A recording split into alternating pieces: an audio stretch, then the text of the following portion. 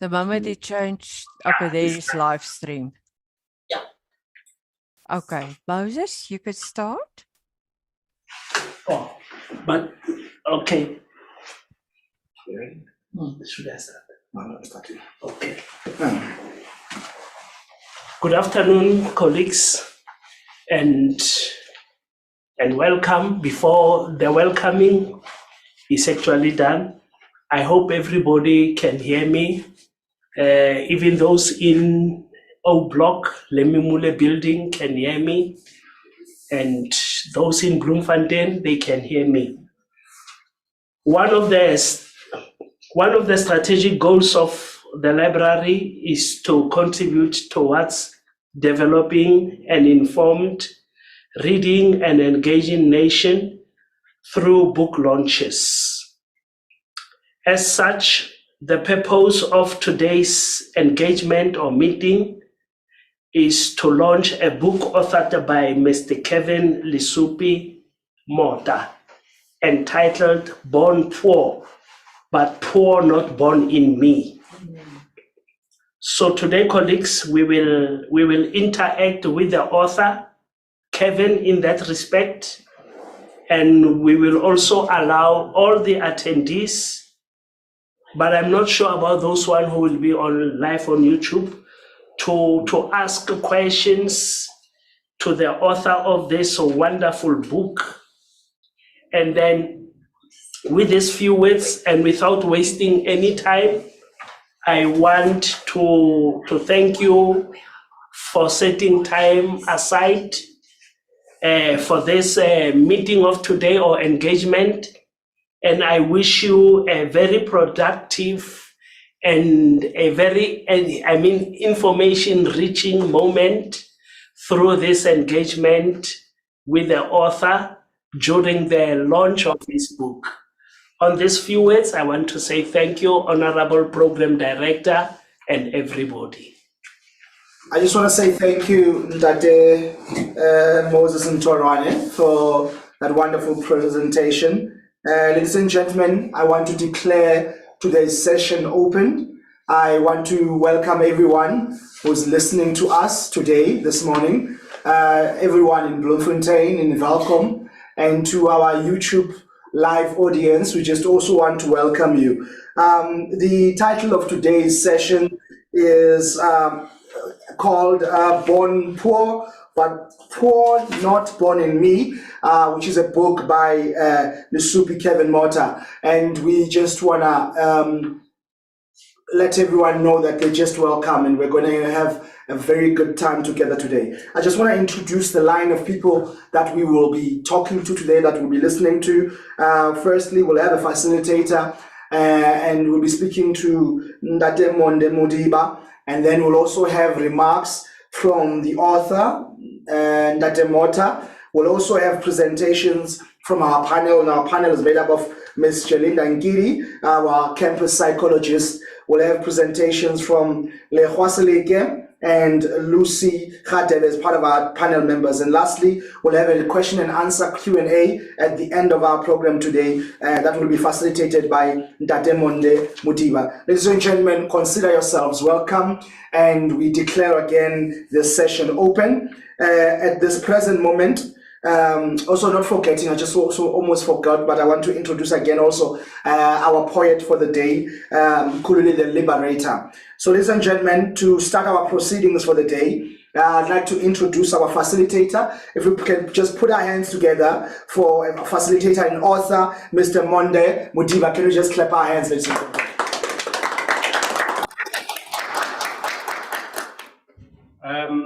Thank you, Program Director. I'm not sure if you can hear me. Thank you. Thanks. Firstly, I just want to thank the colleagues here from CUT for the opportunity, starting with the management. And when I got the message from Ndate Ntorwane and Mr. Zungu, I got really excited when I got this invitation to be with you here. I can tell you, since Saturday, when Mr. Zungu arranged for me to collect the book, when I was leaving the library, I nearly fell on the stairs as I was going down because I started reading the book. From the minute I went out of the library on Saturday, and the security guy came out and said, "Are you okay?" Because I was already caught up in the message on the book. And over the weekend, there's also I think it was a nice experience because my weekend was spoiled by Sundowns and the Arsenal. Over the weekend, so I relied on Dr. Mota's a book to comfort me. Dr. Mota, thanks a lot. I'm going to engage you, but I just want to set that straight that you've already healed me. Maybe I'm already one of your followers because of what you did. I nearly went to the hospital, but you've read your book. It assisted me. Mine is just to engage and Kevin Mota. I must admit, over the weekend again, when I was reading, I had in mind, when you are reading someone's book and you have never seen him, in my mind, I was expecting someone who's like maybe 2 meters tall, someone who's like an old person. When I first met him a few minutes ago, I was like, really, is that you? Because when you look at him and what he has written, the content of what is inside, and when you look at him, and I know he's very well read. When they say don't judge a book by its cover, I was really disappointed, but on the other hand, it just gave me another lesson that really don't have to look at a person, just say, okay, who is he to come up with such a beautiful book? And Kevin Mota, I've got some questions that I'm going to ask that I want you to maybe from your own experience, maybe you can also engage and coaching maybe from the book. From the beginning, Kevin, if you can just tell us give us just a synopsis of the book, just in few words. Can I just hand over to you? Okay, thank you very much. I would like to thank the library committee in both campuses for making sure that this book launch happens. And I would also like to expand my gratitude to the panel members for their support in this book launch. With regarding this book, before we can get to the synopsis, with background, this is a personal experience. It is a reality of which I've mixed it with the perception about how I view the world. So life has taught me at a very young age that the grinding process is very real. There are many young peoples who let their circumstances, their background situation to stand in their way of becoming successful or being the person they wished to be in future. So with writing this book, I wanted to emphasize that or to highlight that everyone's dreams and passions are an indication of what they can achieve and what they can become in future. Never ever belittle yourself or limit your challenges. Instead, you must challenge your limitations. So there are some people, a lot of them, who are coming from impoverished situations that have made it to reach greater heights. So the time that has been wasted can never be regained. Therefore, there's no monopoly for intelligence and knowledge. The ball is in your court. That's the synopsis in short. Wow, that was great. I think it deserves a round of applause. That is really, really encouraging. I mean, to hear about you talking about your dreams and not letting your background to determine your future. That is very interesting. And as I'm listening to you, looking at your stature, your body, it just reminded me really that you don't have to look at a person in terms of his body. You just listen to the voice. It's like the words that are coming out of you. They are the ones. What you've written in the book. There's a lot that is inside you that you wanted to share. That you want to share with the rest of the world. And tell me, when it comes to reading. Maybe I'll mix it with the next question about where is the inspiration coming from. Explaining that you're coming from a not so rich background. How did you get a hold of, say, a reading material as you were growing up? I was making use of Tabong Community Center. There's a library there in 131. As I grew up in Velkom, in the township of Tabong. Then I attended my primary in Bufihla Intermediate School. I don't know if it's still being called intermediate or it has been changed to primary. Then I progressed to Tota Gauta. Like in most of the time, after school, then I will make use of the library because I grew up in a 4-room house. So we were mainly there. I couldn't do my schoolwork, like the homeworks, and prepare for the test and stuff. So I was making the use of library because it's 5 minutes away from home. Before I could start, I would like to read this short story of mine. Once upon a time, there was a little boy, aged between 14 and 15. I don't recall. He was driven by hunger. He had been hungry all day. He tried to drink a lot of water. The water made his hunger more worse. He opened the fridge countless times, hoping he might find something. Staring at the empty pots, the mist covered his eyes. He shut them. Then a tear shed. Something opened within him. He saw a light in the darkness. Then his excitement was diluted by anxiety, which is what is preventing us young people from acting, the fear of the unknown. That's what my excitement was being diluted with. So as time goes by, writing became an excellent way to make sense to this young man's emotions. Through writing, he was expressing himself in a way that he cannot do out loud when I speak to someone.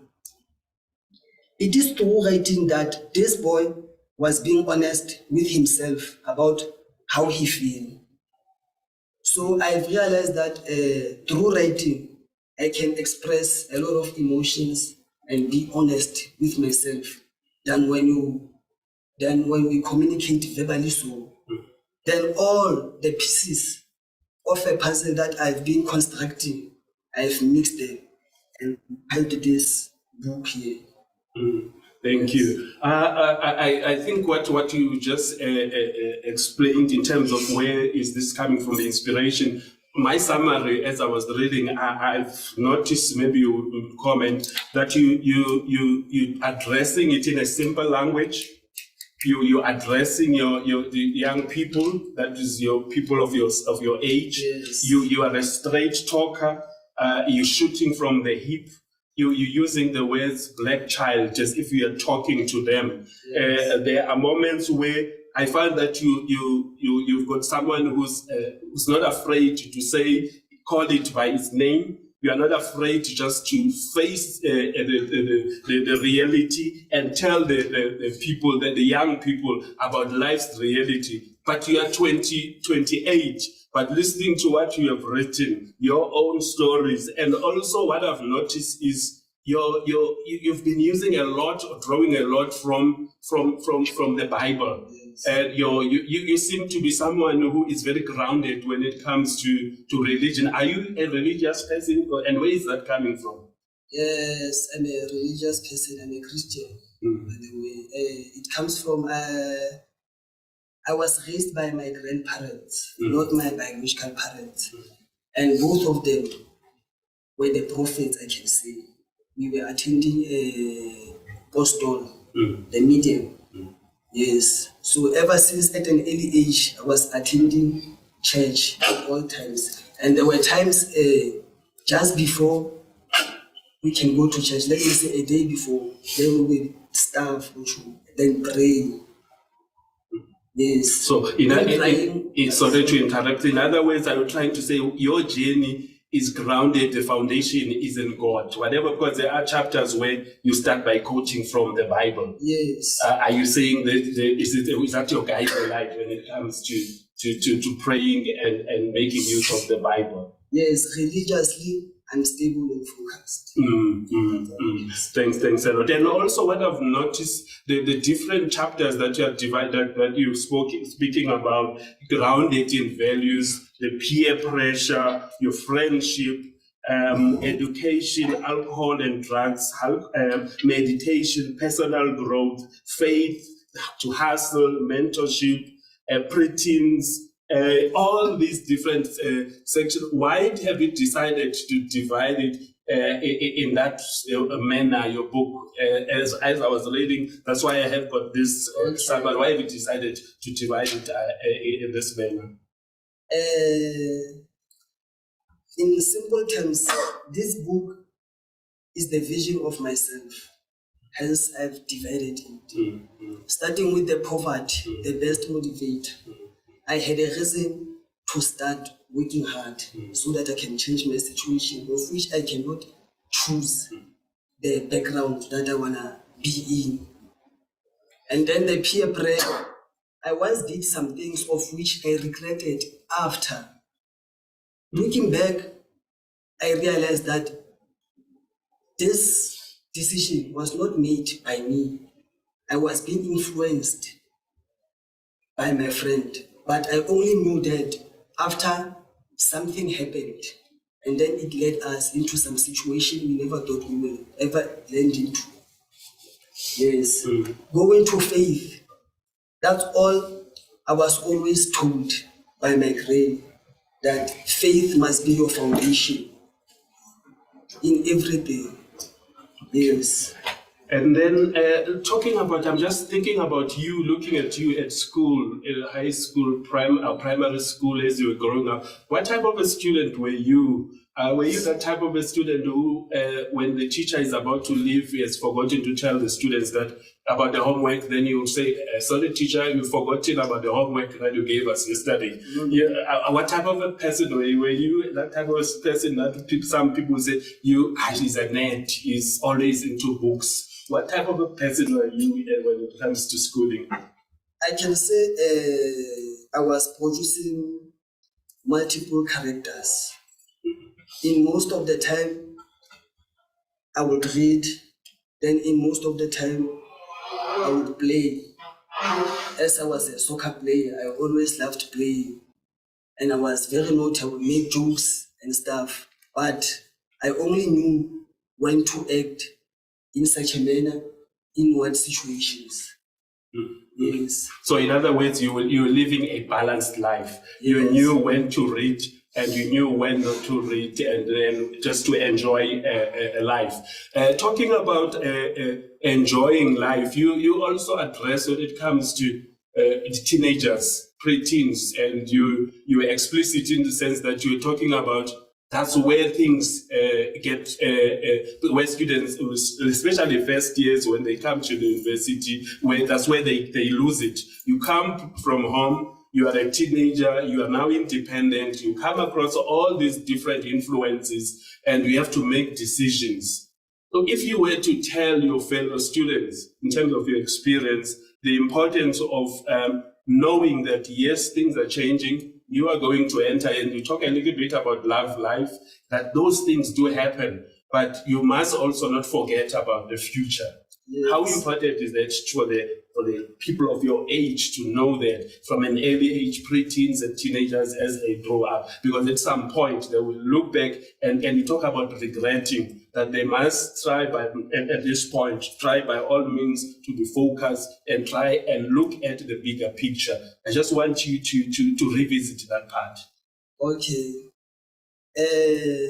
Thank you, facilitator.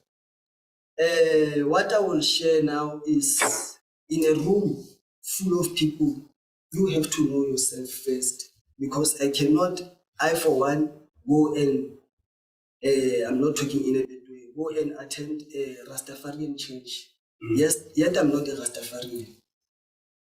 And then when you say yes to others, you shouldn't be saying no to yourself, because now you are letting someone to make decisions on your behalf. You are not in full control of your life. In your life, you must take a front seat and decide on who is entering and who is exiting. But for as long as you decide to keep the back seat, you are near the exit. When there's fire, when the storm is approaching, you are the first person to jump in your life. Thank you. And also you seem like someone who's unapologetic, you're very stubborn in terms of when you're addressing issues that are like a wake-up call. I remember there's part where you're talking about a life-changing moment in grade 9 when you failed standard 7. Would you regard that part as a wake-up call? Is that where things started to change? Because you said you had to repeat, and that it's as I was reading, it felt as if you were very hurt about that experience. Just share that with the members of the audience. Okay, not everything bad happens to you for their bad reason. Sometimes it can be a wake-up call. For an example, I can make an example of, let me say myself, after losing my mother who was a breadwinner.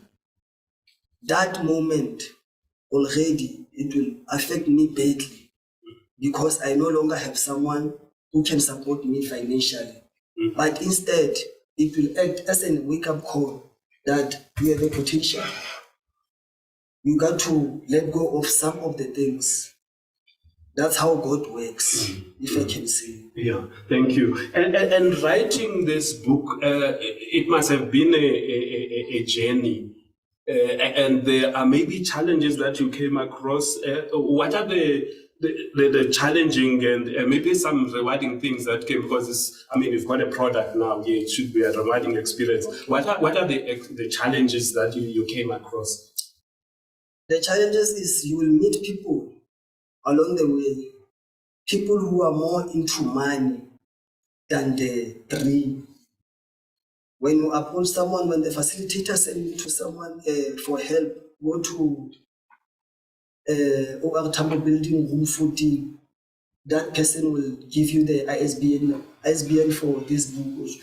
That person, first of all, they discuss the percentage that you guys will share and other stuff, forgetting that you have not yet been there. He has already looking at the bigger picture without you realizing. And then there are some moments where not all the time you will always throw a 6 with the dice. Sometimes we hit a grand, but not always. I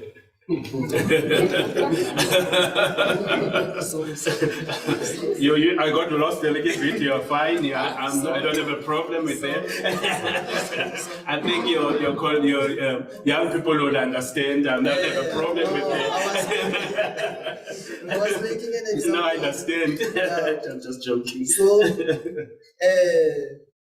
then I will use the last month in my pocket to go to Home Affairs and look for someone. Then he's not there, he's out of town. The rewarding aspects that I've gained through publishing this book is to be resilient, to be patient, to be passionate about your dream, to attack your dream with hunger, and also to master the art of training your mind to be stronger than your emotions. Because someone, you will go to them and then they are auditors at their work, and then he will respond to you or talk to you in attitude, yet you are coming to them for help. Yes. Thanks a lot. I think the members of the audience they are also itching to maybe to ask questions. Understand those who are online also are allowed to maybe to write some questions. I don't want us to go deep because I want people also to buy this book so that they can get more in terms of what you're talking about. What you've just shared, it's a mouthful, and I will encourage people you to get hold of this book. It has a lot, and as I was reading it, it's not about him addressing the young, they call the youth.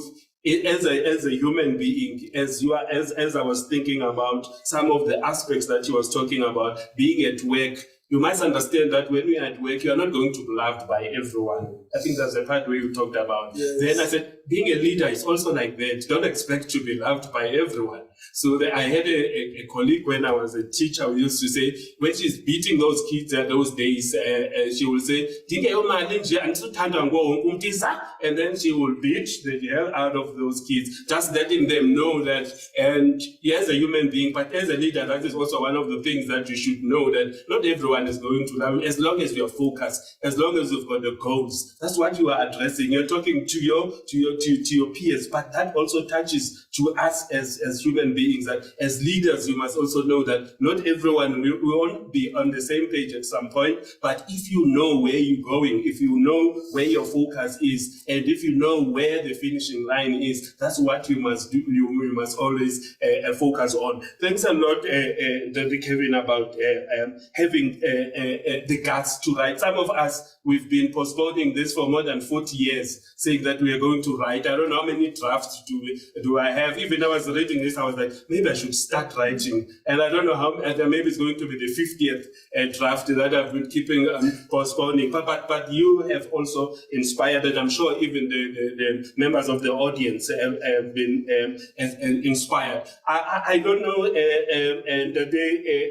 Paula, if it's not time for the poet to do his part whilst the members of the audience are digesting what we've just discussed with Ntate Kevin.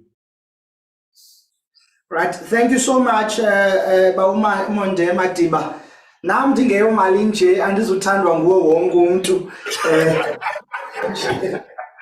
What this means is that because I am not currency, not everyone will favor me. And we enjoyed so much the deliberations and conversation that you have had today with our esteemed author, Ntate Lesufi Kevin Motha. And I saw that you were grappling there, you were struggling with understanding what it means when he says sometimes it's a 66, sometimes it's a crap. It's not a swear word.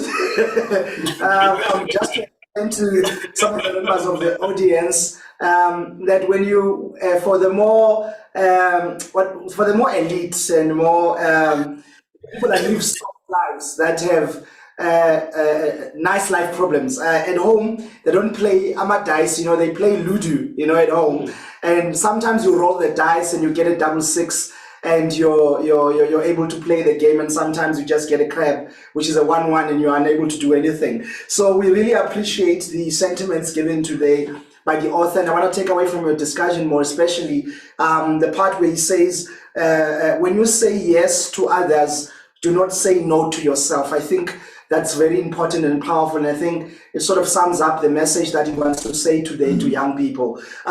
So we will move on right along in our program. We're on schedule and we are on time. I just want to correct a mistake that I made. Part of the speakers we will have today to do our vote of thanks would be Ntate Zungu Emmanuel and Mayor Joyce Smith, right? And I just wanted to correct that. And I believe that the speaker also, in responding to some of your questions, has given us his bio, his speaker's bio, his biography, and we thank him for that. So right now, ladies and gentlemen, I want to introduce the next speaker on our program, our next item on our program, which is where we'll get poetry from the poet, Nkululi, the liberator from Welkom. Can we put our hands together for him? Thank you very much. Thank you very much for this opportunity. As Mr. Mpodi just alluded, saying I am the liberator in these pieces, I'll just play the background and commence. Born in poverty, but poverty is not born in me. Can you say try? Try. Try hard, try life, try now, because you'll never know what tomorrow may bring. Try.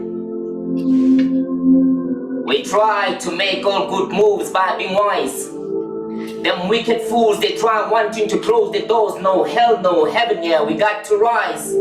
But open the doors with the power of Christ and have the pride alive. The future has to go smoother. If we have to fight, we'll fight the good fight. Taking those that made of life will never rather die trying than waiting and standing for nothing. There's no life, we got to make a living. Chasing the goals, fulfilling the dreams, being faithful to the Lord, that's the mission. Being faithful to the Lord, that's the mission. Born in poverty, but poverty is not born in me. Can you say try? Try. Try hard, try life, try now, because you'll never know what tomorrow may bring. Try. We try to learn the doctrine that will give us a miracle, the miracle of being called the Son. A highest call from above, a call from our Father. Can you say sonship? Sonship. A call for a prospered soul. We may prosper in all things and in health. Prosper also in your soul. Yes, we have the needs. I'm talking mathematics, digits, I'm talking cash, which can buy our needs like shelter, food, bed, and blankets. Miracle lyrics transforms the listener from bad to good. I thank you, God, that you're the good God. We don't interrupt while I pray, good bang. Fire of Jesus Christ, Spirit heal, I'm right blessed. I'm not saying that I'm perfect, but I'm a try. I'm not saying that I'm perfect, but I'm a try. And they say, try is the best. And I said, I am a try. That means I am the best. More than that, peculiar. Perfection, action speaks louder than words. Be breathe and show your talents. People don't always talk, don't be scared. You know that talk is cheap. If a lot to irregular like a chair piece. Don't be a betrayer, kisser. Be the vessel's feeder just like me. Inspirational, encouraging poet. That's me. Born in poverty, but poverty is not born in me. Can you say try? Try. Thank you very much.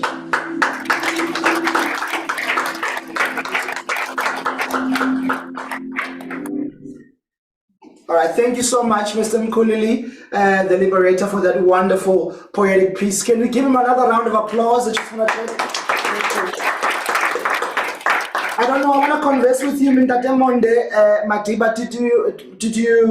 Did you hear fully what the poet was saying? Was he audible enough? Yes, I heard, and I tried to listen, and I heard all the whatever that was coming out of his mouth, and it made me realize that as human beings, we have to keep on trying. And can I hear the audience saying try?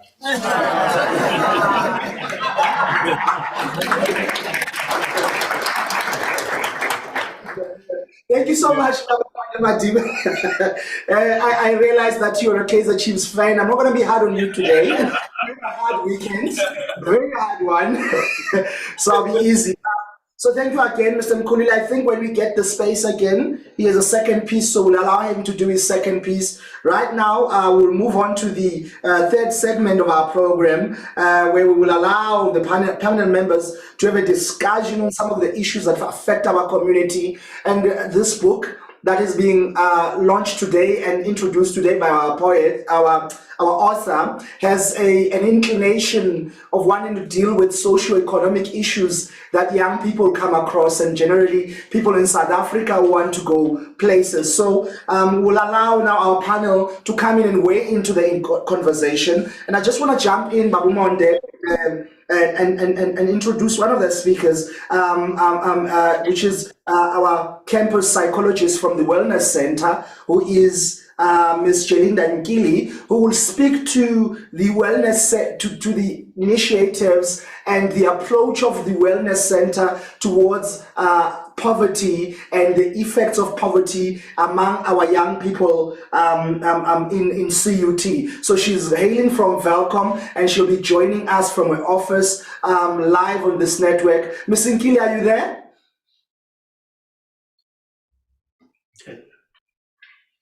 Mrs. Nkili, are you there? Maybe you can to connect us. All right, while our team is attempting to get a hold of Mrs. Nkili, we also have another speaker, Lehwas Leke, who is an educator, and we also have Miss Lucy Khadebe, who is an NPO founder. These are part of our panel members who will be giving presentations and book reviews. Dr. Monde, do you want to maybe branch in one of these speakers while we wait for Nkili? Thanks a lot, Dr. Paul. I've got, if I'm not mistaken, Dr. Slik is here. He's here with me, and Miss Lucy. Lucy is not far from me. I just want to start with you, Dr. Slik, as an educator. I understand you have read the book. Yes, indeed. I don't know, I'm feeling a little bit awkward, if you don't mind, because it's just behind me. If you know, yes, just a little bit, if you don't mind. I used to be a teacher. I used to say, come in first. I want to see all of you.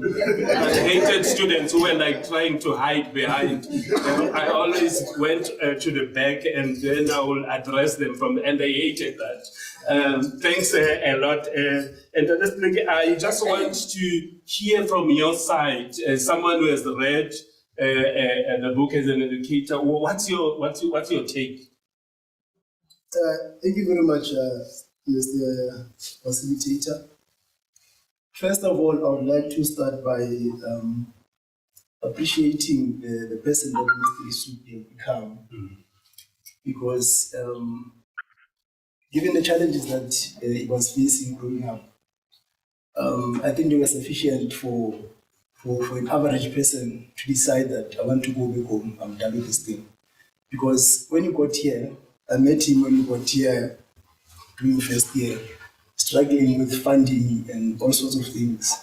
But I think one important thing that he did, he took a correct step in terms of the kind of people that he would interact with, which I think is very important. And he raises critical issues in the book that the country is grappling with currently. They say that your current potential will always influence your future potential. And I also want to congratulate him on successfully exploiting his current potential, which is why we're here today launching his book, which I think is a great thing. And we can only hope that from now moving forward, only great things will come out of it. I'm an educator in secondary school, which is a fairly new school. It was opened in 2019. I only joined the school this year in May. And upon my arrival there, what I did was I made a call to those learners who are isolated because they exhibit traits of substance abuse and all those. I made a call to them to say, all of you guys who think they need assistance with this problem that you have, can you come forward? And they did. So last week, I completed profiling all of them. And one common denominator amongst all of them was that they had an issue of absent fathers. You know, our economy is structured in such a way that our fathers were always not at home. They were either at the mines working, or if they work in the same place where we stay, they spend most of the time at work, which is a problem because now, without a father figure at home, it is always a problem to guide these young ones. So when Can you mute yourself, please? Can you go on that? All right. Now, one critical issue that Mr. Super raises in his book is also the power of association when he speaks of friends. Because whether we like it or not, even at our big age, you always think or copy some of the traits of the people that you spend most of your time with, and which I think is very critical. And I also want to challenge Mr. Subi to say that I hope this book is not just going to be one of those that will just be there, gather dust, without any tangible programs on the ground that seeks to change the material conditions of our people. Because it's opposite to Ro asked the question to say, of what use is this education of ours if it doesn't change the material conditions of our people? So I just hope that with this NPO, which I know that is in operation now, this information that I see in this book, it will come up with a tangible program that seeks to address these problems that are here. So I've gathered a lot, and I'm also going to use him as a very passionate educator, passionate specifically with regards to a boy child. Because most of the time, these boys, they feel neglected, and they are aware that most of the efforts and initiatives are leaning towards a girl child, which is a problem. And also one critical issue that I think we must attend to is mentoring of these boys, because especially in schools that are located in impoverished areas, there is no hope at all. Even when we tell them about the importance of education, they don't understand that because they have a sister who stays at home, who went to CUT, did engineering, but still is at high. So I just want to take this opportunity and congratulate him for a great work. Wow, that was great. Just as I was like listening to you talking about this escape of absent fathers, I just remembered the few weeks ago at the University of the Free State where the book launched by Ndade Jeremy Fukeng Wamacheta. It's called, its English version is I'm a Man, and the Sotho one is called Kimonna. He talks about himself having to come across his father at a very old age. I mean, there are so many of these stories about people who regard their fathers, even if they are there as the ATM fathers, because they are working in the mines, they are working out there, they are not with them. Unlike with other races, I know I used to see it with even at the university, when you see all this, the white kids with their great grandfathers, grandmothers, mothers, uncles accompanying the kids to the university, where it's there, and you can see the pride of the grandfather wearing the old University of the Free State jacket. And that you could see it's a family affair. And there we are on our own. I'm just imagining him, because we are also, like that on my own, we have to take a takes on your own. They will say, no, we are full in the university. They don't know where you're staying, or they don't know where you're eating. They just want to see you when you come back, and then kunjani university niyazama, and then it ends. There's that type of environment. So it's something that most of us, we grew up under that type of environment, and something that I think we should also congratulate the Demota for tackling such issues. And just a question that I have as I was listening to you: would you recommend these books to be like in all the school libraries? Most definitely. It's actually the conversation we were having just before I came in. Yes. With some of my friends outside to say, we actually wanted to know the process of having these books in different schools because we want to assist in this.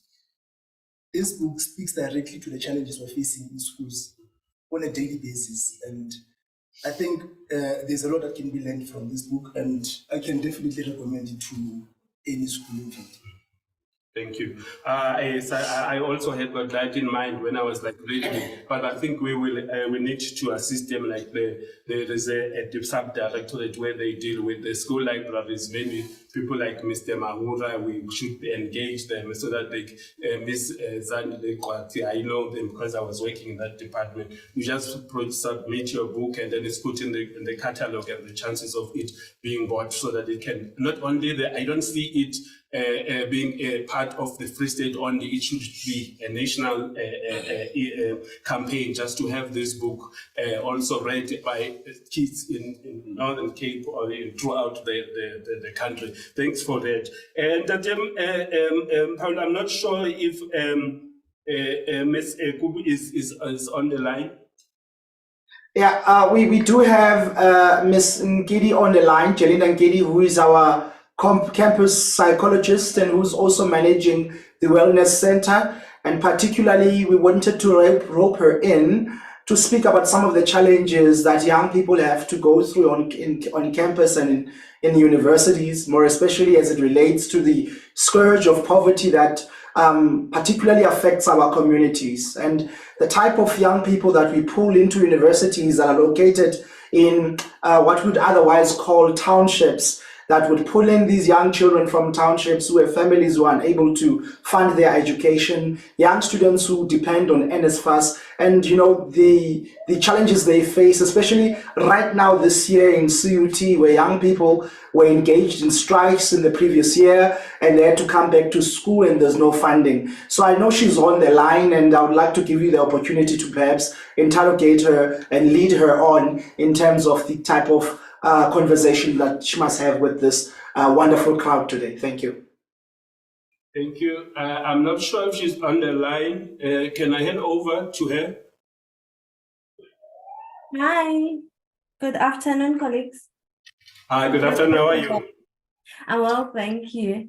I guess we had a bit of an issue with regards to a network or something. So Yes. let me So start. I don't know whether you can hear me. I heard that you didn't get an opportunity to read the book, which is fine. I think the background that has just been given by Dadem Paula about your experiences having to meet students from different backgrounds, if you can share that so that we as the members of the audience could understand what you're facing on a daily basis. All right. Okay, colleagues, good day, colleagues. Good day to the guests that are here as well. And also good day, lastly, to the important person that we're all gathered here for, which is the author. So I believe that it's a great pleasure to be gathered together here today with regards to good circumstances regarding our student community. We know that in most recent times, we'd usually be gathered because we have issues to discuss with regards to students' unhappiness or student protests. So as previously mentioned, my name is Jelinda Ngidi. I'm a counseling psychologist by profession, and I'm the manager at the Wellness Center. So in my daily job as a psychologist, our job is to assist students with their emotional and mental health issues. But on our campus, because we do not have a social worker, we also tend to assist our students with your social ill issues, such as poverty alleviation, your GBVF, and so forth. Just a short background on what happens on a daily basis with regards to students. So I'm going to have a bit of a synopsis with regards to what we do and also relating it to the book at hand. So on our daily basis, we're faced with students who face multiple challenges. The greatest of them all, which is your poverty alleviation issues. So with the recent events of students not having written their 2022 first semester exams, it has left students in a very, very deprived situation, whereby NSFAS has also, defunded them. So this has placed students in very difficult situations, in that some of them do not even have accommodation. They would have to squat. Some of them don't even have not even one meal to keep them through the day. And this is really, it's very difficult for them to be able to continue. How do you go to school on an empty stomach? Which means that it also ties in with their mental health and as well as with their academic ability to perform at school. So hence we have the need to assist our students with not only psychological but also social engagements. So as mentioned, I have not gotten the chance to read the book as yet, but I'm hoping that it's an intriguing read. And just thinking about my everyday job as a psychologist, we are constantly confronted with individuals with poverty-stricken backgrounds, with disastrous backgrounds, with students who come from childhood traumas, including those of poverty. And I'm, however, captivated time and again when I meet these individuals, not only within our student populace, but also in my private practice, whereby you find that people have this innate willingness to be able to push despite the odds that are placed in front of them. And this is what I believe assists these individuals to be able to be the greater selves. So looking at the book that was titled Born Poor, but Poor Not Born in Me, it got me thinking to a study that I was recently involved in that was looking at childhood traumas, looking at childhood malnutrition, as well as poverty, and how that affects the cognitive development. So we would find that because of these issues, these different or multiple traumas that the child is faced with on a daily basis, later on in life, you'd find that their cognitive development is not as good as someone who has had what we would call a good upbringing. However, what we've found as well that has been a positive is that those individuals that are willing to succeed or are more likely to succeed despite their backgrounds are individuals who have an innate ability or a drive to be able to succeed. So those individuals who are looking forward to tomorrow, those individuals who are hoping that my situation today does not determine my tomorrow. And in that, I'm going to take whatever it is, whatever change that I have as a stepping stone for me to be able to be the greater self. So I've also looked at studies with regards to your resilience. And the resilience, when we look at resilience, we speak about the capacity to withstand or to recover quickly from your difficulties, toughness. And this has been one of the positive factors also leading to success. So students or individuals at large who have a great resilience are more likely to be able to push through that poverty or push through any of those obstacles and to go beyond their circumstances and possibly break the cycle of poverty. What we see in our communities is that the cycle of poverty continues because sometimes we're so comfortable in living in this cycle and we do not have the will to push through. Umuntu will even say, "Mina ngiwubani? Who am I to be better than someone else?" But the one who says that I can do it despite my circumstances and despite my environment is more likely to succeed.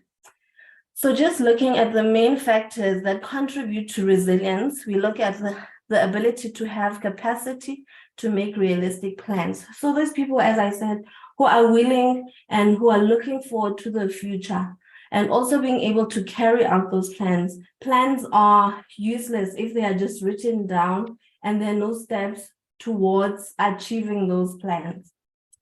Also looking at the ability to effectively manage your feelings and impulses in a healthy manner. Sometimes when we come from situations or environments that are not, that do not facilitate growth in us, we tend to make very irrational decisions. Hence, we have people who would likely fall into the trap, climb, instead of looking forward and being able to push through. Also, the ability to have good communication skills. I always say that right now the currency is not only monetary currency, but it's social capacity and social currency. How is it that you are able to speak to people? How is it that you are able to communicate with people so that your doors can also be open? And also having the confidence in your strengths and your abilities, not looking outward for external validation, but mostly validating yourself. So students or individuals at large having such capabilities find themselves as these factors as the grounding factors for success.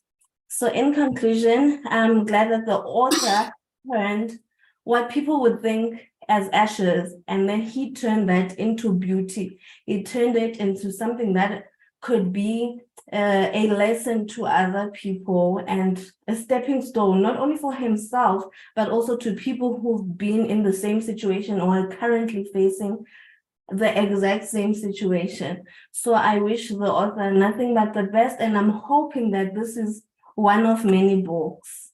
Thank you. Thank you. Thank you. Are you sure you haven't read this book? Because what you're talking about is exactly what is in this book.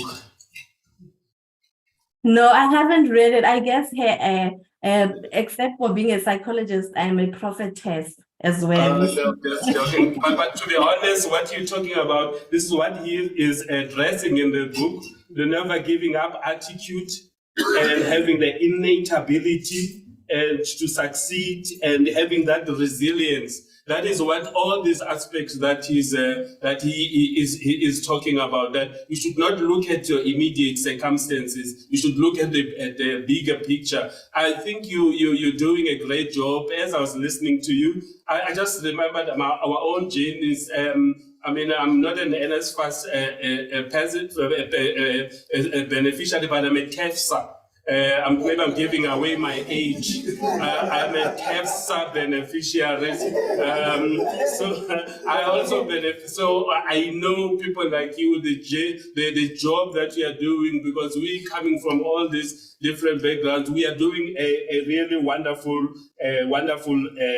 job. Would you also, just want to pose the same question, recommend that this book also be part of the library? Yes, I would highly recommend that, and that the Moses and the colleagues in Bloemfontein, for them to have it on their shelves. Yes, definitely. And probably also to be used as a student book club part of their day. Yeah. No, thanks a lot. We'll come back to you. If members of the audience will also give them a chance if they've got some questions to pose. I'm moving on to Miss Lucy, who's here not far from me. Lucy, just tell us about your wonderful work that you're doing. Good afternoon, colleagues. Thank you so much for this opportunity. Thank you so much, Mr. Supi, for this opportunity. My name is Lucy Radebe. I'm from an NPO called Lucy's Halfway Home for Substance Use Disorder, which was established 2.5 years ago when I started my recovery journey. The book here e re kopantshitseng monana. I can relate a lot to it, especially because I also experienced a lot of social ills, social challenges when I was younger, grief being one of them. I was also raised by my grandmother, fatherlessness also being one of them. I was also, I lost my dad when I was a year old. And I also grew up in a household of GBV. From the ages of 18, I was a full-blown alcoholic. So I spent my 18th birthday in a psychiatric hospital. So I struggled a lot with mental health, and I was not informed well about mental health at this point in time.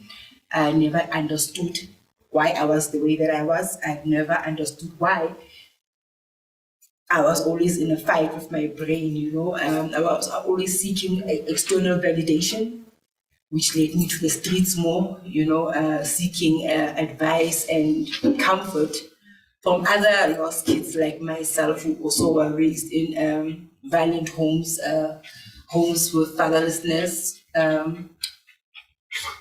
I was diagnosed with chronic depression and anxiety from the ages of 25. That's when I actually started understanding why I was the way that I was. I was on chronic medication, and I just struggled pretty much all of my teenage years leading to my young adult life.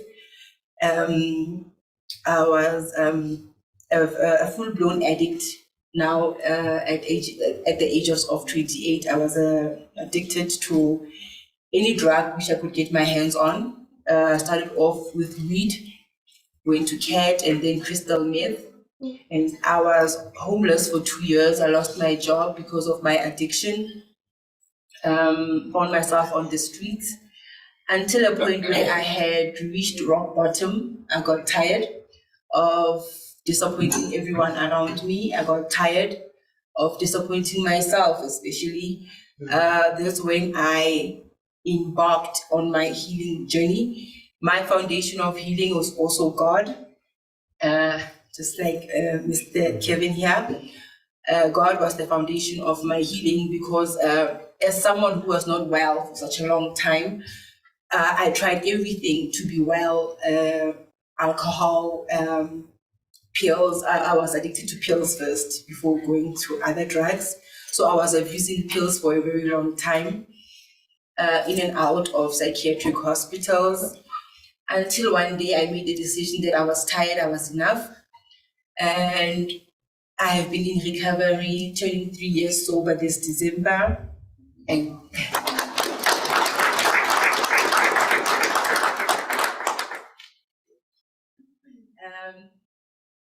because of how I struggled to get out of addiction, and because of like how I struggled in school, because like when I was starting out, you know, people were starting to see the signs of my mental illnesses. I couldn't concentrate to save my life at school. I would always just isolate myself. I was suicidal every day.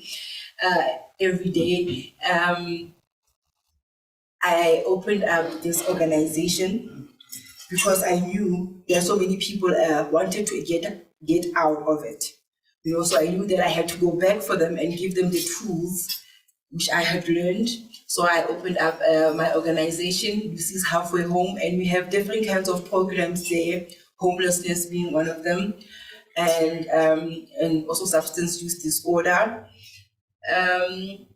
Upon doing my outreach programs, we also have prevention programs. I really feel that this book will be good for Ibeka, you know, because I felt so lost, and a lot of kids, I guess, the prevention programs, I see myself so much in these kids because addiction, alcoholism, or fatherlessness, or neglect, or they have experienced grief, you know, and most of them are not even familiar with mental health. They don't know about depression, and most of their parents are not also equipped they don't know about this stuff. So I also have support groups for parents, and I also teach about mental health in these schools. So I really feel hore buka ena na e tla ba thusa haholo bana ha e ka fihla ka hara dikolo. And Mr. Kevin has inspired me a lot. Ka buka ena na ya hae. Today I'm also with Mpho here. Mpho, I met him when I was doing my outreach programs. Mpho is actually a registered student here. Monana XCUT is doing his 3rd year. I'll just give him a brief moment. Then I introduce. I found Mpho homeless because of challenges that he faced as a student. So thank you so much, Mr. Lusupi, for this book, and thank you so much for this opportunity, Inana. Mpho, do you like to just introduce yourself? Okay, I'd like to greet everyone in the name of Jesus. It's for the first time I see you in a panel like this, in order to listen to a peer of my age, the works that he has done. That day I'm impressed. On behalf of the youth out there, I'm saying that Telisupi has made for us one another reason to add on top of the reasons why we need to wake up every day to go and fight this life. That Telisupi, I'd like to say thank you, Ndade.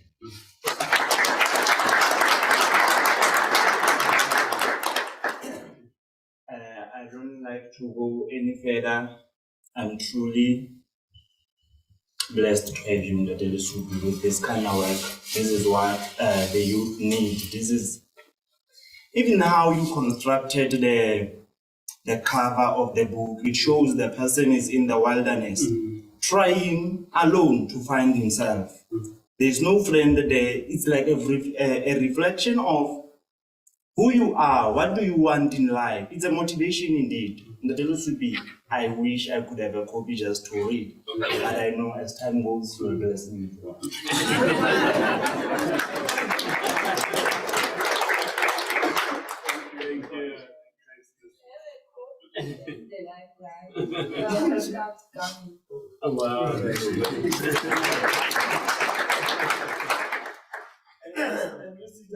Just one question. In terms of support, how much of, in terms of support, are you getting any support from, say, social development and in terms of so that you can expand and in terms of outreach program, awareness programs, how much of a support are you getting?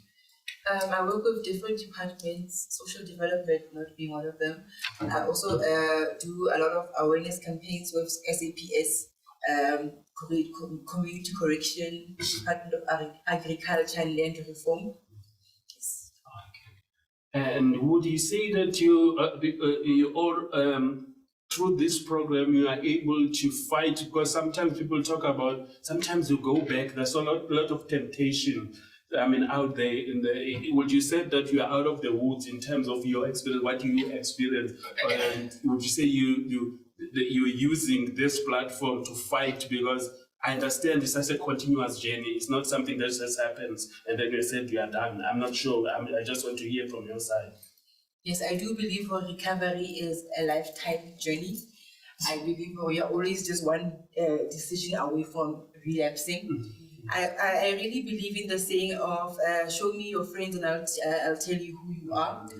So what I did learn from rehab is that you need to change people, places, and things. But unfortunately, with the work that I do, I'm always around addicts. But I feel like when you reach your rock bottom, when you've truly just had enough, even though the triggers are there, but you won't be as triggered like as before, because self-determination, the self-control. Okay, no, thanks a lot. We're wishing you all the best. And as I was listening to you also, I was like feeling this is what the journey, what you came across and what you're saying that about friends is addressed also here by entertainment, the importance of choosing your friends. So once you decided to move out, there's no way you can go back to the very same friends who influenced you. You have to take that decision that now you're moving away. Yes, you're saying you are in the company of drug addicts, but I guess you are using your power now to influence them in a positive way. Thanks a lot for that. Moving on, Paula, I'm not sure if I'm allowed now to engage the members of the audience, or must we also ask the poet to give us a little bit, just to digest what we just heard? Mr. Matiba, thank you so much, and the panel you have next to you there for these insightful engagements that we have just had. I believe my poet is ready, and we'll just mute a bit. He has something to do, but thank you so much to all the speakers that have contributed to this conversation. I just want to thank also Major Linda and Kiri. I want to thank also Ndate Lehwa Seleke, and lastly also Lucy Khadebe and the gentleman that's next to him there, who was quite an inspiration. We thank you so much. Babu Matiba, I think we'll take the poet now. Can you just mute a bit? Thank you. All right, and Babu Mkhululi, the liberator, can you put our hands together for our poet?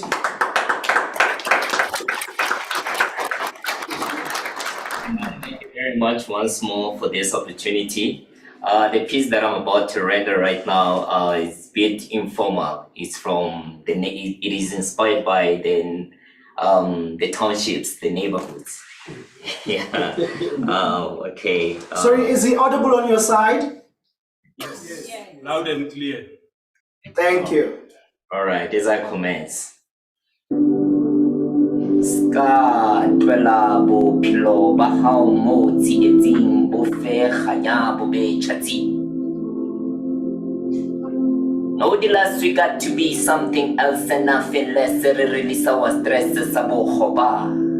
Re khola ze re bonele mo kholo re thole sa go ja re buledi khoro mamati ho be monate re fumane tseo tse re di hlokang re fana ho bao ba hlokang re tsebo ho ekeletswa ke mang ha se yena Ramasedi yena ba sa rate ho mo rapela wa halalela ke yena yentse magodimo le lefatshe a re pele ho mme ya fatshe re rapele lefatshe re tsebo ho phela senako se se telle mahloko le ditsiketsi di tsebe ho fela.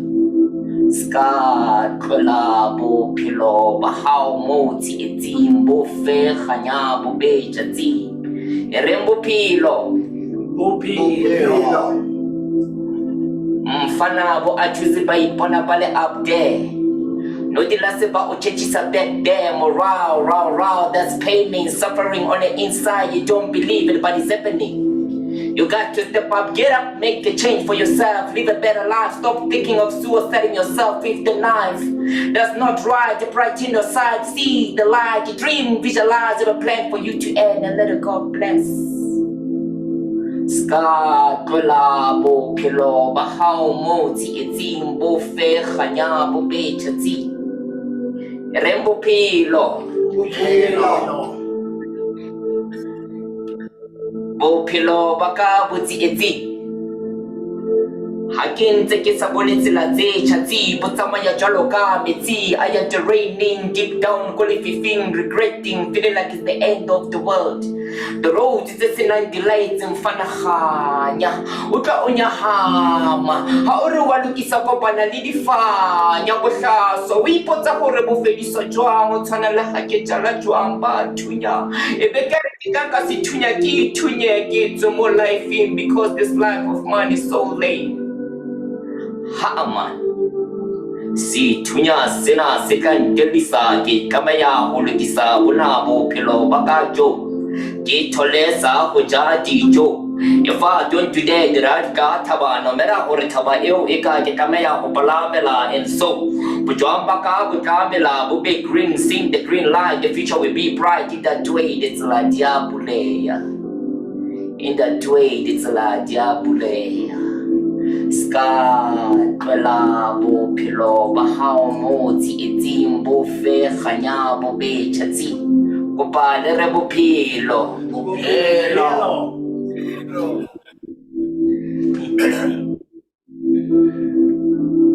lentsweng phelele moya o halelelang tsholele fodisa mahloko ke phole ke phele phelo bo monate ke twele ditaba ke di lahle ke shebane le tsaka tsa me ntwena ke pele fela banke manka pele ba fielwa ke hlokisetswa ditsela ke tsebe go kenela ka ntle go ditshitiso muso batho ha re tshwaraneng re tshwarelaneng ka khotso bophelo bo monate ka khotso bophelo bo monate bophelo. Thank you very much.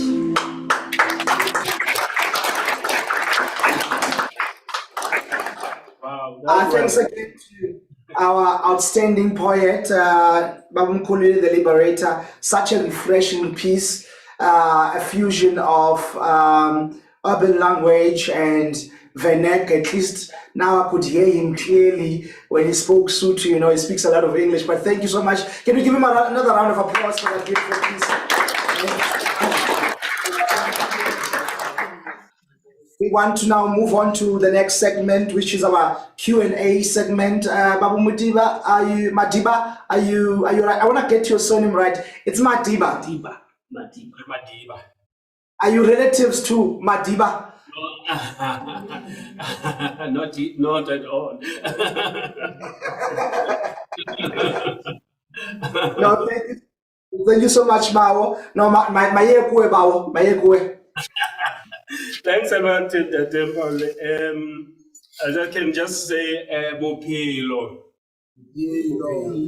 Before I ask the members of the audience to, I'm sure after listening to all the speakers, especially so you've got some questions that maybe you've prepared. I would like to also give you an opportunity. We've got about 10 minutes to ask questions. I'm not sure if we've got, maybe we'll start online. Do we have from online some questions? Oh, okay. Oh, okay. I think it's directed to you, Dr. Kevin. How did you you manage to fund the publishing of this book? Or did you get any support in terms of publishing? I know you're self-published. Regarding the self-publishing journey, yes. Surprisingly, everything here was done pro bono. Yes. The book cover design, it was done by the Faculty of Art under the supervision of Dr. Uju. The assignment was given to final year students in 2020. And then they had to present all of their book covers. And then I had to choose this one together with Mrs. Jiva Munsami, and she was my mentor. And then this year, Tumelongaki was given an assignment regarding the layout design, the layout, the typesetting of the inside of the book. And it was done pro bono. And also the editing part was done by Sipe Zenani, of which I'm printing with now. The only thing that I'm paying for now is a printing. I only pay for printing. Alice was done pro bono. And also to get an ISBN, which is a unique number under the title and the name. It is free of charge.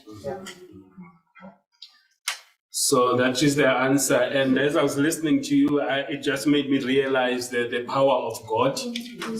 And also that it takes a village to raise a child. And on top of that, what I've also noticed is that he's this type of a person who's not afraid to knock. That's one of the things that makes people to be scared, the failure, the fear of the unknown. He's not that type of a person. He's just, when he has got something inside him, he goes out, because listening to him, departments for this, they do this, he goes to this. So that is also another lesson maybe to the young people, that don't be scared. Because there are people who will, even before knocking, also, I'm scared. What if this person says this? So thanks a lot for that. Any questions from the floor? A show of hands. Oh, okay. You recognize? Okay. Tatentora? Yes. Thank you very much, Date Madiba. I've got two questions to the author. The first question is that I'm of the view that there are people who have read the book already. So my question is, what are the impressions, or what is the impression? Is the impression motivating or demotivating from those who already read the book? And then my second question is where to get the book and how much is the cost of each book? Thank you. Maybe I should pose this question to, even if you haven't read, after this engagement, what's your view, what's your take? Maybe I should pose it to the students. To what we've just heard, not necessarily having read, I'm sorry to take over Tatentora. I always like to hear students engage. Sometimes the teacher in me, I want to point at people and say, please, I'm not going to point at you. Just let us engage. What's your view about this book? It's your age, it is 28. What do you think about what she's talking about? Some of the things that maybe you're experiencing. What do you think about this in your own language? Just say whatever that you want to say. Yes. Okay, now my view is that I think this book is motivating because most of the students this year are not funded because of the issues that happened last year. So looking, hearing the review of the book, you'll find that the social worker or the psychologist talked about the mental health. So this thing of not being funded, it's also affecting our mental health as students. So with this book, you will realize, you are not alone and you have to fight. Not being funded does not mean it is over.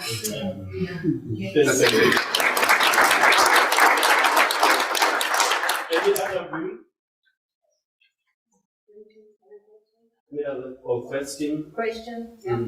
Maybe let's tackle this fear. I know there is someone who wants to talk, but deep inside, who am I? Let's just try and take away that fear. Let's challenge it. This book is talking about fear, confronting fear. I just want people to, I'm now becoming like a priest, and I just want people to talk and not be afraid. What do you think? I think I saw a hand. Yes. Okay. So mine is a question. So I don't know if yes. I heard Mr. Kelvin saying that one of his turning points was when his mother passed away. So my question with regards to that is, in what practical way did he solve the problem with regards to finding the strength? Because I'm a person who still has both parents, and I think I'm privileged because of that, even though I don't come from a place that is rich. So that's the first question. The second question is with regards to the title. The title seems to suggest something. Am I correct if I say the title seems to suggest that poverty is not a real thing? And if that's the case, how would you then describe poverty?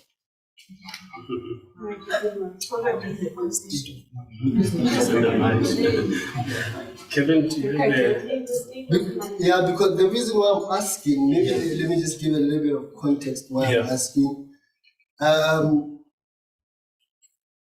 Poverty could be a state of mind, as somebody would just simply put it, but that state of mind seems to be real to the point that now I am hungry, and right now in the fridge there's nothing. In fact, it's dust. And this poverty thing, which seems to be a state of mind, is leading me towards doing things that I do not want to do. So it seems to be a state of mind, but it is more than a reality because it's now. I'm hungry now. Anyone wants to add? Yes, but you can. Let's have a discussion, is okay? I think your question said maybe poverty is a state of mind to other people, but at the end of the day, you'll end up doing some of the things that are not good again.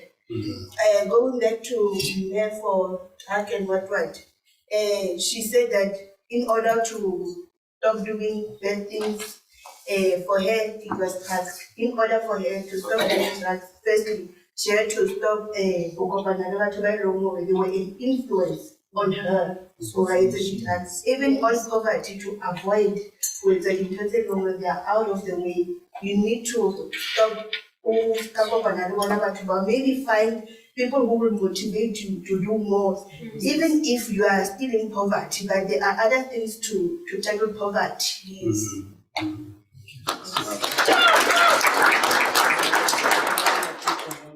Please, we can start with the gentleman first. Okay. Dr. Twawane, as a self-published author, I work independently. I'm the one who's selling the books personally. So you place an order to me through the phone, maybe WhatsApp, email, or anything, any contact details. The book costs 150 per copy. Then if you are out of Bloemfontein, it's going to be 250. This 100 rand is for courier. And then going back to my brother, make an example, a practical example. Or not everything bad happens for the bad reason. The same applies to COVID-19. When the country was locked, there are some people who have learned the very good things, and there are some people who have discovered their purpose in that moment. And there are some people who have thrown themselves into substance abuse because of not doing anything. Are you satisfied? No.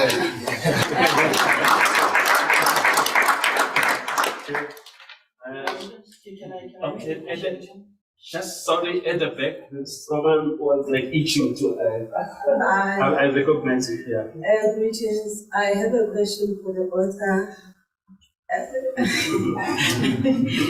I'd like to ask, what are some of the challenges you encountered during the journey of writing this book?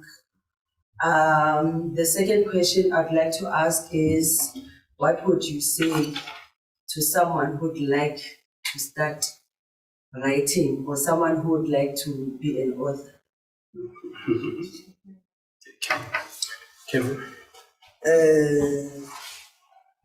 Let me answer this question according to my own experience. For you to write, to be a writer is something else, and to be an author is another thing. Because being an author is undergoing the process of publishing.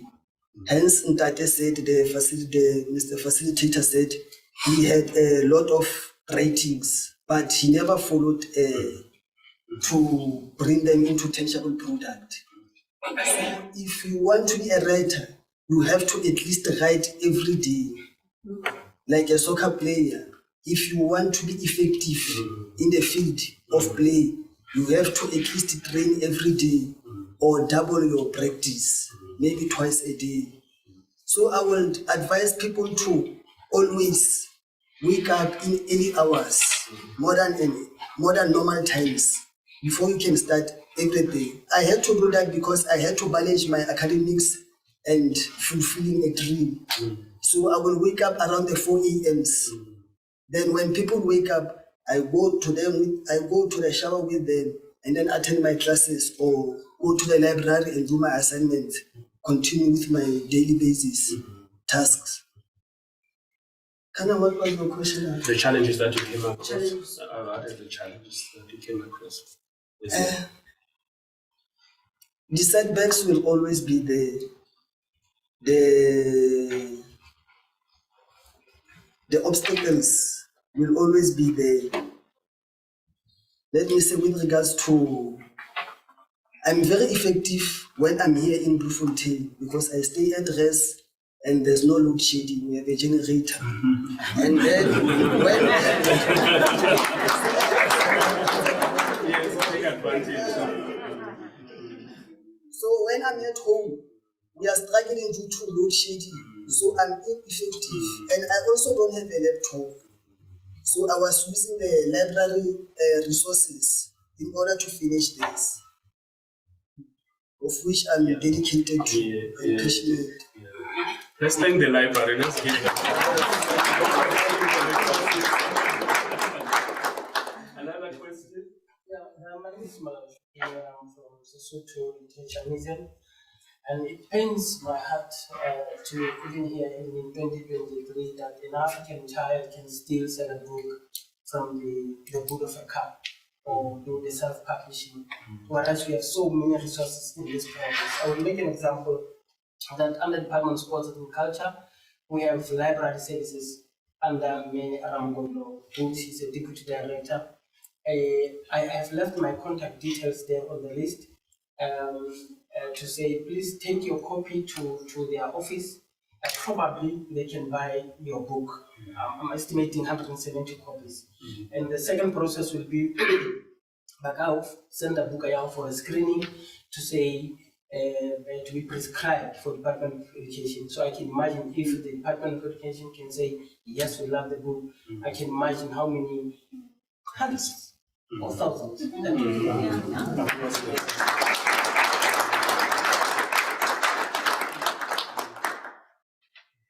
That is great. Chairperson, there's an online question from Rossi.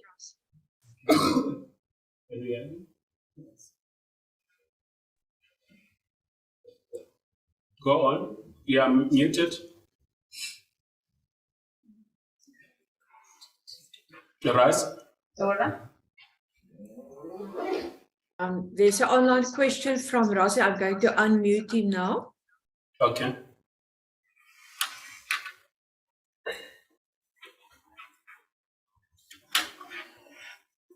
Good morning, everyone. Oh, it's good day already. Yes. How are you? How are you, everyone? We're good, and you? Thank you very much. My name is Rasi Semola. I'm a principal librarian, Department of Sports, Arts, Culture, and Recreation. I'm based in Kroonstad, that is the David District Libraries. Madiba, I'm very much impressed, by your work. We have invited you, as one of our keynote speakers during our capacity building for library services. To Ndate Mota, I'm very much impressed and motivated to see the young writers. In the Free State, we have got almost 190 libraries. So I see that you are coming from, you grew up in Velkom under Lijeli Puzwa. I would advise that you also, you can even seek advice from Ndate Mota. Come to our department, go to Department of Sports, Arts and Culture, Library Services. It's based there in Bloemfontein. If your book is good, but I have read an abstract, I looked at the back cover of your book. We support local writers, but mostly the Sesotho writers, as well as the Afrikaans writers in the Free State. But even if it's an English book, we can still buy it. Okay? So you are coming from the Free State. We want to support you. We have been buying books published in other provinces.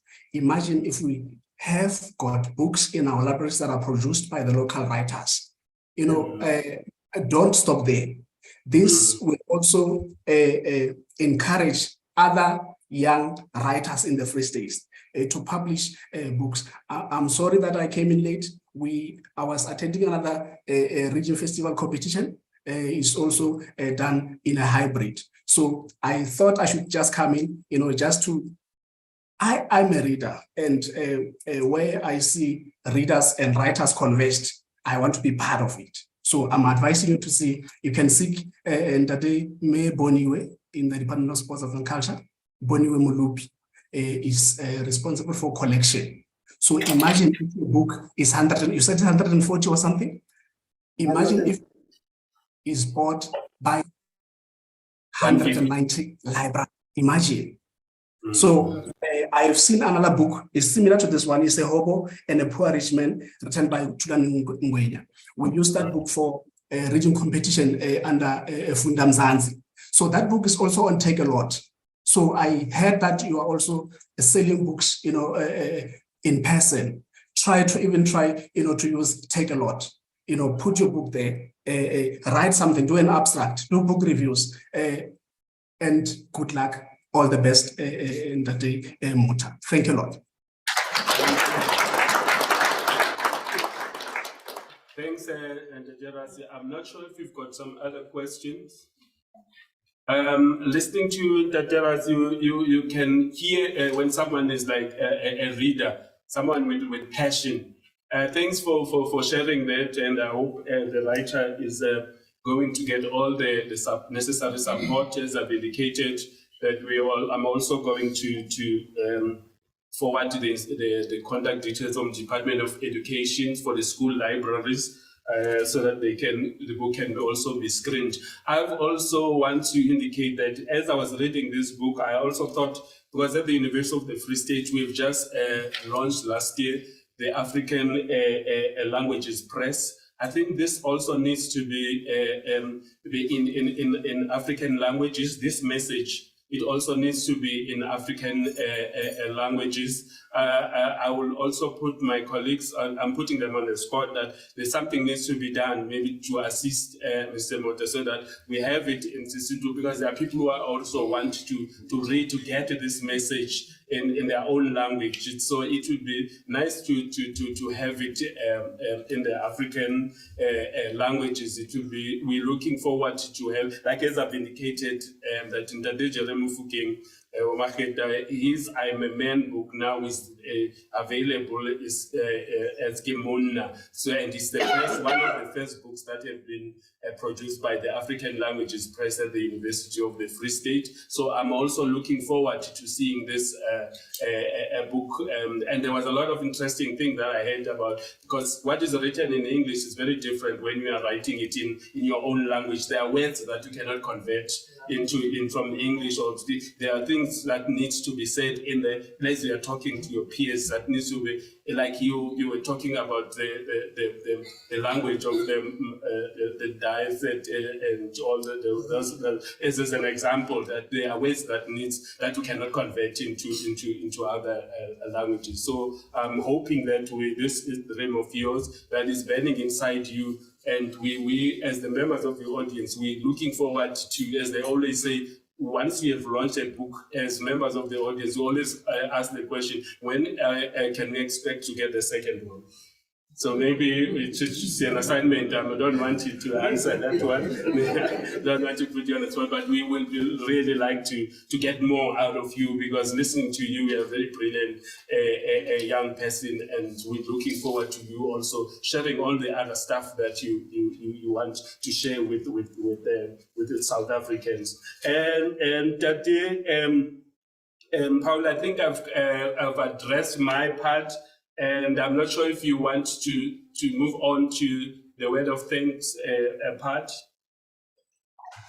Thank you again, Bamba Deba, for again another wonderful engagement. And I just want to thank all the guests that are here today who have participated and made this conversation meaningful and impactful. Just before I give over to the library as our hosts to do a vote of thanks, I want to give the author an opportunity to give us some final and closing remarks, and then we'll give over to the host to give us a vote of thanks or a word of thanks.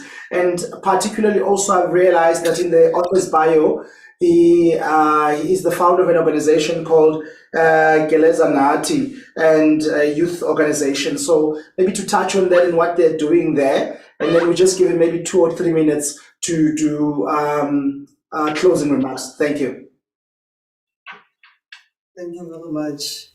The purpose of the organization, the non-profit organization, it serves as an action plan in support with my writings. So as Mr. Seleke was saying here, we are in the middle of the program called BOISA, of which we are redirecting the mental well-being of a boy child. So we are grooming them from the root. So starting from the grade 9th going forward, in trying to change this concept of beating a girl when we are growing as guys, to abolish this mentality.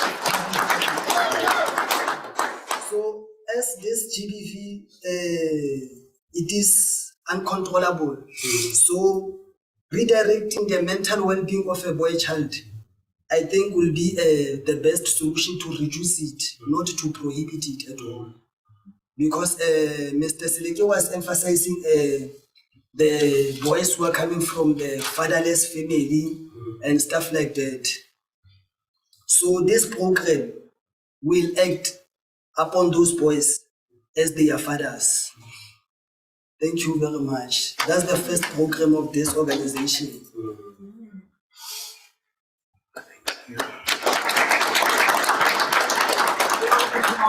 And any closing remarks before we allow the library to do a vote of thanks?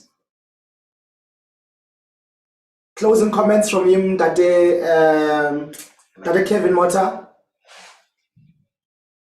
Okay, I would like to thank the audience for supporting me, and also once again the library and the panel members for their support. The library in both campuses in Tatam Torwane.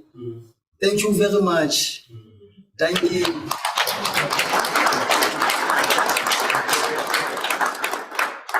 Ladies and gentlemen, I want to give the opportunity to Bawu Zungu Emmanuel and Miss Joyce Smith to do a word of thanks, a vote of thanks on behalf of our host, the library. As Miss Smith online? It's only. All right, Bawu Zungu, I'll give it over to you. Program Director. Thank you very much. On behalf of the library, I would like to start by saying, in the pages of this book, we have embarked a journey, imagination, discovery, and profound storytelling. And now, as we come to the end of this remarkable event, I want to leave you with a few closing thoughts. Today, we celebrate more than just the launch of a book. We celebrate the power of words, the magic of literature, and the boundless creativity of a human mind. We have witnessed the birth of a new world within these pages, one that will continue to live in our hearts and minds. As we are closing this special event, I want to express my deepest gratitude to the author, Dade Mota. Thank you very much.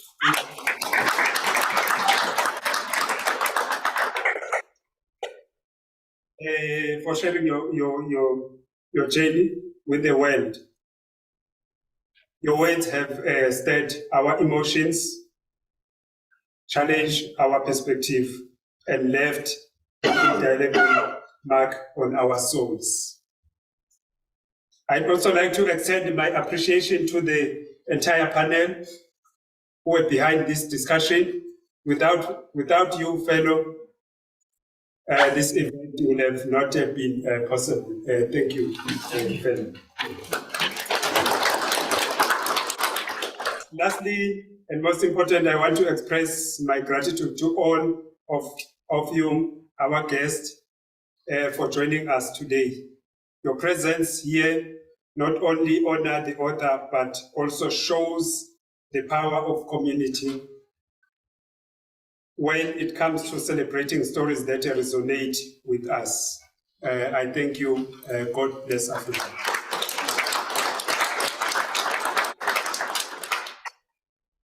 Ladies and gentlemen, thank you so much for. I understand it's someone's birthday. I'm not sure if we are allowed to sing for that person who's or it's Mr. Zungu's birthday today. All right, wonderful, wonderful. I left my voice at home. I was about to ask him how old is he. How old are you, Mr. Zungu? No, just joking. Thank you very much, colleagues. Having said that, we are having some tea this side. I'm not sure that side of if there's any arrangement or that Ndorana will take care of those arrangements. Thank you very much, colleagues, and I hope to see you again. All right. Ladies and gentlemen, are you able to hear me again in Bloemfontein? I see our connection is poor. Can you hear me in Bloemfontein? Yes. Great. Thank you so much, Babu Zungu, for the wonderful closing remarks. We just want to thank everyone who's been here today, as Mr. Zungu had said. Also, special thanks to Babu Monde Madiba for wonderful facilitation. Can we give him a round of applause?